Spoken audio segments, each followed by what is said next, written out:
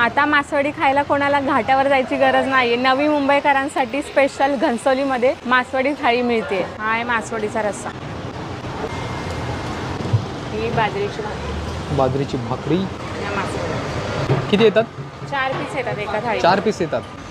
त्याच्याबरोबर कांदा, लिंबू, मस्त अशी कोथिंबीर गार्निशिंगसाठी. राईस बरोबर हा रस्सा मासवडीचा. अरे वा, रस्सा. ही आपली मासवडी थाळी रेडी आहे. रेडी मासवडी थाळी. मेहनत आहे खूप बनवायला. किती मेहनत आहे. 3 टप्प्यामध्ये बनवावं लागते. हे वेगळं बनवावं लागते, परत याच्यामध्ये बेसनाचं बनवावं लागते, परत सारण बनवावं लागते. आता ही खाण्याची पद्धत असं मी तर याच्यामध्ये पूर्ण बुडून खातो. आणि भाकरी चुरून जेवढी खाईल तेवढी अजून बाहेर लागते. चिकन मटन खाण्याची इच्छा होते, पण तुम्ही नॉनव्हेज खाऊ शकत नसाल तर तुमच्यासाठी बेस्ट पर्याय आहे.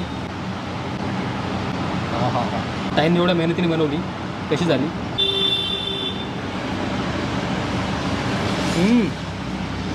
सुपर.